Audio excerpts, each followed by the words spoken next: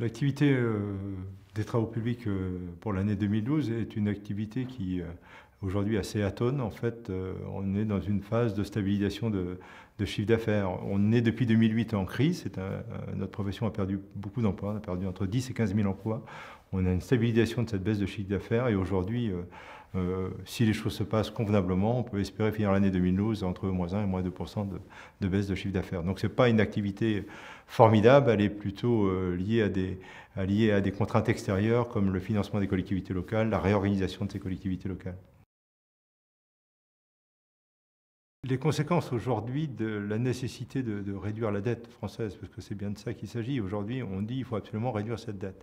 Si demain on aboutit à faire en sorte qu'il y ait moins d'investissements de réalisés et qu'on coupe des pans entiers d'une économie qui recycle beaucoup d'emplois sur le territoire, je crois on ferait, à mon avis, fausse route.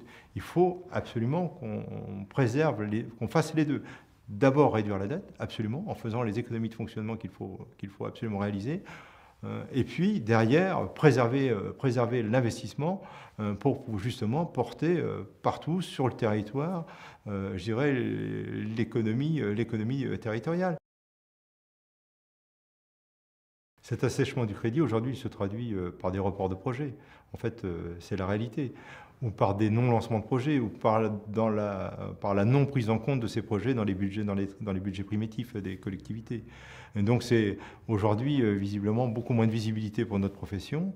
Et beaucoup d'élus, en plus, n'osent pas le dire qu'ils ont des problèmes d'accès à ces crédits. On est un peu, je dirais, dans le non-dit et dans le caché, ce qui ne simplifie pas les choses et n'amène pas à apporter rapidement peut-être les solutions dont ils ont besoin.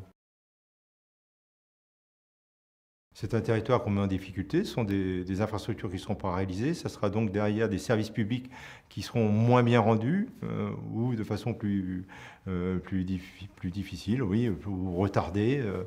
C'est aussi peut-être aussi sur le territoire beaucoup d'emplois perdus.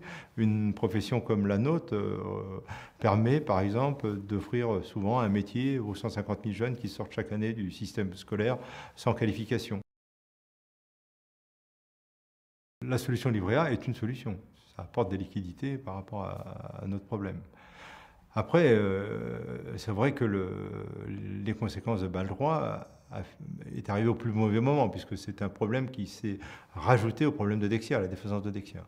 Et du coup, ça a porté, au plus haut point les difficultés d'accès au crédit des collectivités locales.